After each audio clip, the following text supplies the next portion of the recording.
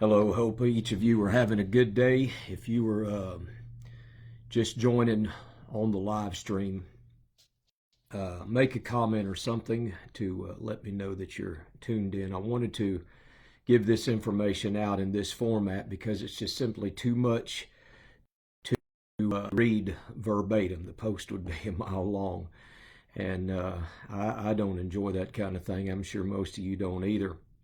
I wanted to go over information that we arrived at through a meeting I had last night with our local church council, and then a meeting I had today with the state council for Western North Carolina with our state overseer. First thing I do is I want to thank the denominational leadership, Dr. Tim Hill and the executive committee, for making some very difficult decisions in a very trying time. I want to thank Dr. Bell and our brothers on the state council that are also doing likewise, trying to do what's best for our state as a whole and trying to figure out what's best for our local congregations. And to my Franklin Church of God family, your patience through this process. It's a difficult process to be in, but it's not impossible. We are going to be able, with the help of the Lord, to arise to this occasion. One thing it's done certainly is made me rethink that our Christianity doesn't need to be based on a building. It needs to be based on, and we are going to have to pull those strings in the next couple of weeks to see this thing through, and possibly even longer. We'll just have to see how it goes. I want to read a poem to get started. This to take no more than about 5 minutes of your time. If you have any comments or questions, please chime those in so I can do everything I can to get those answered for you. But listen to these words from this unknown poet. I could not track the author down. They said he was simply unknown, or she was simply unknown. Trust him when dark doubts assail thee. Trust him when thy strength is small. Trust him when to simply trust him seems the hardest thing of all. Trust him, he is ever faithful. Trust him, for his will is best. And for the heart of Jesus is the only place of rest. He is in all times. Jesus is the only one that we can really put our trust in. Last night, in a meeting with the Pastors' Council, we made some decisions concerning how we're going to worship as a church over the course of the next couple of weeks. And the guidelines for this, and this was validated again today by our state overseer and our denominational leadership and our state council, and that is the president's recommendation that we assemble with no more than 10 people. And with that being said, what we're looking at for the next 2 weeks is to abide by the same guidelines that the federal government has asked many places of business. We don't think this is a power play to persecute churches. They are secular venues as well to close down their functions. We think that this is just a strong move by the government to stop a potential something that could be deadly to our populace in this nation. And we certainly want to make sure that when our conscience allows us and it doesn't violate scriptural principles, that we abide by the laws of the land. With that being said, this coming Sunday, March the 22nd, we will convert our worship service to a purely online format, meaning it will be live streamed just like it normally is live streamed. And you and your families will be asked to watch that from your home location, or you can group together with your family and watch that from your location. But we're asking you to not come to the sanctuary. I will be contacting some of our leadership team, some of our musicians, to assist with the worship of that, and then they'll be preaching just like there normally is. So the services this Sunday will be at 11 a.m. and at 6 p.m. And then, of course, on Wednesday the 25th, all of these services will be online. Now, with that being said, I'm going to ask you to please not look at this as a time away from church, but be very intentional in tuning into the live stream to stay plugged into the life and to the heart of the church. You can gather with your family to watch the There may be some generational issues where some are not used to using some of this technology. So we're asking some of you that know how to use it, maybe gather together with your parents or your grandparents and make it a time of worship. Set it up in the living room on a TV that's got smart capabilities, or a laptop around the dining room table. And there will be singing and there will be preaching, just like there is if you were in the sanctuary. Be just as committed to this digital platform as you are to come to the physical church building. That's going to be key. I'm asking you as your pastor to be very intentional with your spirituality. If most of your what you receive spiritually comes from assembling in the church building with the church family, and that's the majority of how you receive anything spiritual, you have got to take personal responsibility for your life, devotional life in the Word of God. Simply meaning you are going to have to spend time individually in prayer and in the Scriptures to have your spiritual needs met. And the pastor's council and myself, we had two main priorities in our meeting last night. Number one is the physical well-being of our congregation, and then secondly is the spiritual well-being of our congregation. And those two things served as a basis for how we're looking at making decisions. So be very intentional with that. The next item concerning our prayer meetings schedules. We will continue our morning prayer meeting from 6 a.m. to 7 a.m. Monday through Friday. We have a standing prayer meeting. It's a floating prayer meeting. You don't have to be here right at 6, but just know that we will be in the sanctuary, and you can come in at whatever time you want to come in, and you can leave at whatever time you want to leave between the hour of 6 and 7 Monday through Friday in the morning. And then we are going to start a floating prayer meeting on Tuesday and Thursday from 6 p.m. to 8 p.m. The heart of this is that we pray. The answer to this is a church that can lay hold of God in an altar of prayer.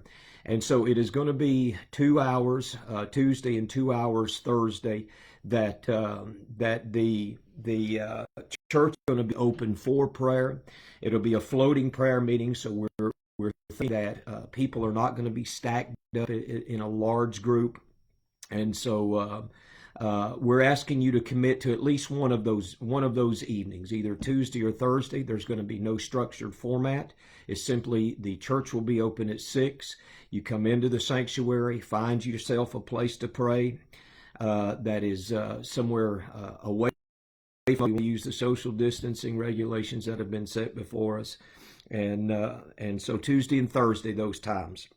I have been asked already about giving to the church, paying tithes and offerings to our local church, and I appreciate those questions that have been asked to me. The church will be open, of course, for those times of prayer on Tuesday and Thursday. Any offerings can be dropped off during those times. And also the church lobby will be open, and someone will be here on 4:30 p.m. 30 p.m. So you can drop tithes into the church. I know this is a challenge. It's so much easier to do, and it's a normal part of the worship service, but we're going to have to think outside the box here a little bit while we're dealing with this.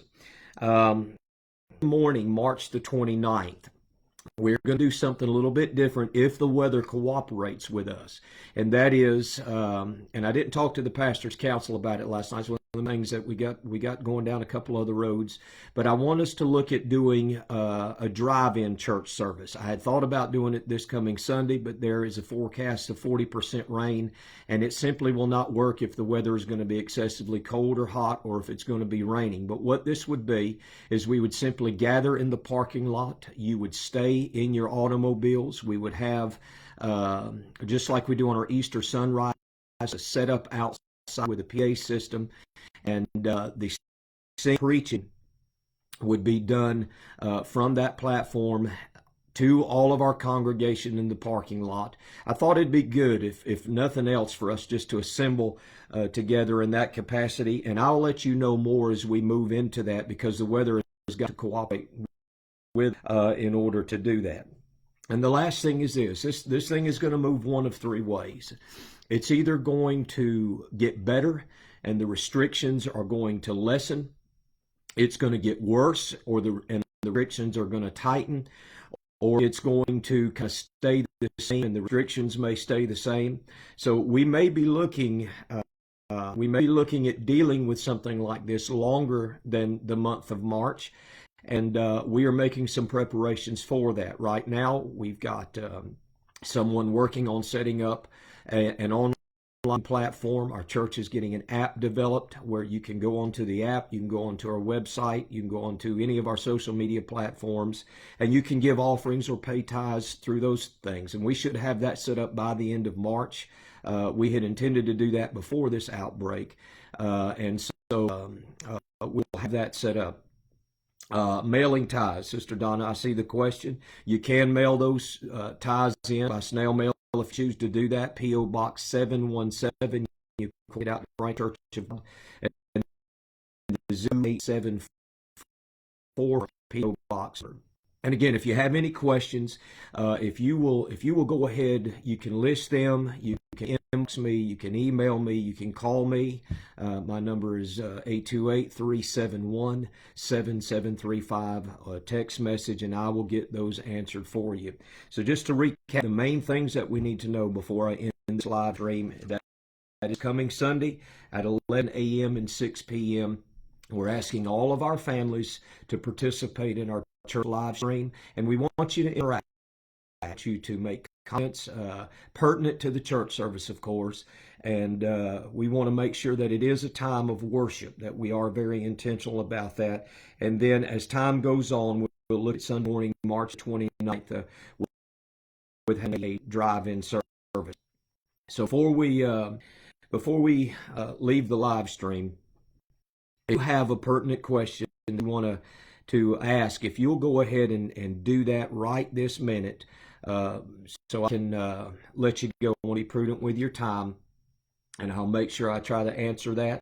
I don't always share this on your page because it might answer a lot of questions that people may have concerning it. Franklin Church of God, listen, we certainly love you, and we want to make sure that everybody knows what's going on.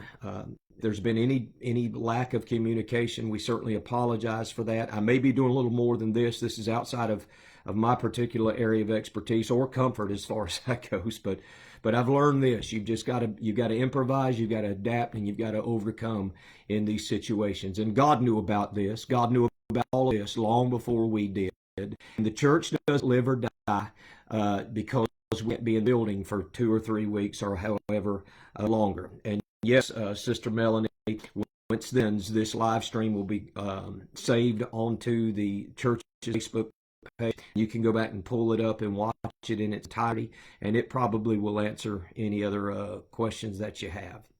So again, anything additional, you can inbox me, you can text me, you can contact me in any format, and I will be happy to answer those. I appreciate you guys taking time out of your schedule today, and I look forward to being that I want some that are not going to use social media whatsoever. We are going to record these, and if you know someone, we'll try to get those recorded Sunday by the first part of the week, and have those available by Monday or Tuesday of the first part of the week, where you can swing by and pick those up if you have a loved one that would watch it on DVD, and they won't worry about any kind of social media platforms. All right, folks, thank you, and God is in control. He's not rubbing his hands raw in heaven, figuring out what he's going to do. God is in control, and we've got to believe that. God bless you. Love each one of you, and thank you for being a part of this afternoon.